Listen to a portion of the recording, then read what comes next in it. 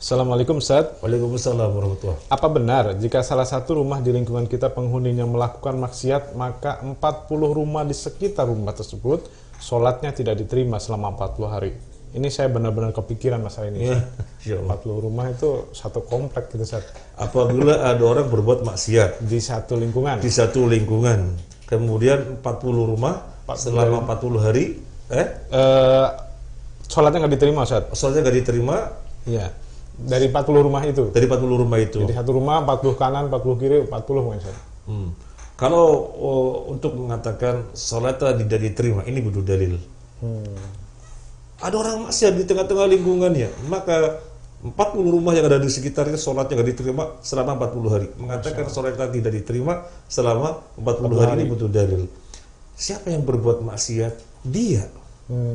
Kemudian orang yang di tetangganya yang baik-baik, sholatnya juga khusyuk dan kadar khusyuknya tinggi, kok nggak diterima?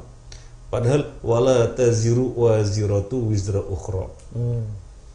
Wala taziru waziratu wizra ukhra. Jadi dosa seseorang ya tidak bisa nunggang kepada orang lain. Saya berbuat dosa. Ya bahkan dia yang berbuat dosa kan begitu. Orang tidak menanggung dosanya orang lain. Artinya orang menanggung dosanya sendiri-sendiri. Ya, jadi pembalasannya ya yang menanggung siapa yang berbuat kan begitu. Nah, kalau dikatakan sholatnya tidak diterima, kemudian 40 rumah, kemudian 40 hari. Nah, ini butuh dalil. Ketika Itu tidak bisa pindah semua orang itu Ustaz. ketika tidak ada dalil, maka tidak berbicara. Ya, ini masalah syarat. Tetapi kalau yang dimaksud ada orang berbuat maksiat di situ yang sekitarnya kena dampak, iya. Di dalam Al-Quran Allah berfirman, wattaqu fitnatan la tusibanna alladhina dzalamu minkum khassah. Dan takutlah kalian terhadap suatu fitnah yang tidak saja menimpa orang yang zalim secara khusus. Artinya orang-orang yang baik di sekitarnya bisa kena imbasnya. Gimana? Ada orang berbuat keburukan, maksiat. Allah berkehendak mengadab dia. Nah, orang yang di sekitarnya kena imbasnya. Suatu kampung, mereka berbuat maksiat, Allah akan timpakan adab kepada mereka. Ketika Allah timpakan adab kepada mereka, orang-orang yang baik di sekitarnya kena imbasnya. Kalau itu iya. Di dalam hadis yang sudah saya catat,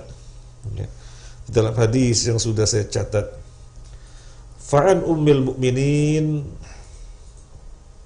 Zainab binti Jahsh radhiyallahu anha, anna Nabiy sallallahu alaihi wasallam dakhala 'alaiha faz'an yaqulu la ilaha illallah wailul lil 'arab min syarrin qad iktarab futiha al-yawm min radmi ya'juj wa ma'juj mithlu hadhihi wa khalaqa bi isba'ihi al-ibham walati taliha faqultu ya Rasulullah anuhlik atau anahlaku wa fina as-salihun qala na'am idza kathura al-khubuth atau idza kathura al-khubath. Muttafaq alaih. Hadis Bukhari Muslim. Istrinya Nabi Ummul Mukminin yang bernama Zainab bin Jahsh radhiyallahu anha menuturkan suatu ketika Nabi masuk ke rumah beliau dan Nabi menunjukkan wajah yang faza', wajah yang Marah. enggak seperti biasanya. Jadi menyayangkan. La ilaha illallah. Celakalah orang Arab. Karena keburukan yang sudah dekat akan menimpa mereka. Bentengnya Ya'juj wa Ma'juj sudah berlobang seperti ini. Memang kita mengetahui Ya'juj wa Ma'juj berdasarkan informasi dari Nabi setiap hari melombangi. Nanti pembatas, tembok dindingnya. Nanti ketika sudah sore, mereka bilang kita lanjutan besok lagi. Mereka kembali ke rumah, benteng utuh lagi sebenarnya. Jadi Nabi mengatakan celaka orang Arab. keburukan akan menimpa dalam waktu dekat. Benteng Ya'juj sudah berlubang seperti ini. Apa pertanyaan Zainab bintu Jahsy radhiyallahu anha? Ya Rasulullah, apakah kita akan binasa? Sementara di tengah-tengah kita banyak orang soleh. Apa jawaban Nabi sallallahu alaihi wasallam? Na'am, idza kathura al-khubuth. Iya, ketika keburukan merajalela.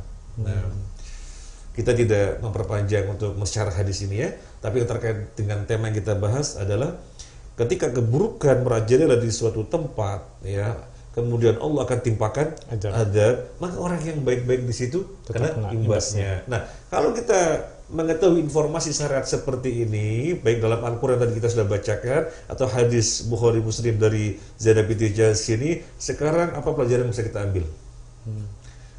Pelajaran yang bisa kita ambil yang paling utama adalah kita jangan pernah nyaman, jangan pernah tenang kalau di sekitar kita ada keburukan. Khawatirnya Allah timpakan azab, Allah berikan teguran. Lah orang-orang yang di sekitar yang baik-baik, kita insya Allah orang baik-baik kena imbasnya. Wujudnya juga sama. Misalnya dengan gempa bumi, yang baik-baik juga mati sebagaimana yang ditimpakan. Wujudnya sama. Memang nanti di akhirat berbeda. Karena orang akan dibangkitkan dari alam barzah sesuai dengan keadaan ketika di dunia soleh apa tidak kan begitu. Jadi meskipun wujudnya sama karena gempa, tapi ketika dibangkitkan berbeda-beda kondisinya. Tetapi kan di dunia akhirnya kena imbas kan begitu ya.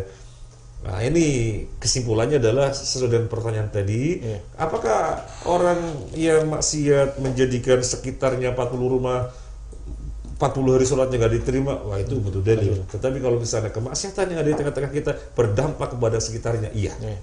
Nah, jadi pada saat itu kewajiban daripada orang yang soleh itu mencegah berdakwah. Iya, berdakwah. Iya, baik.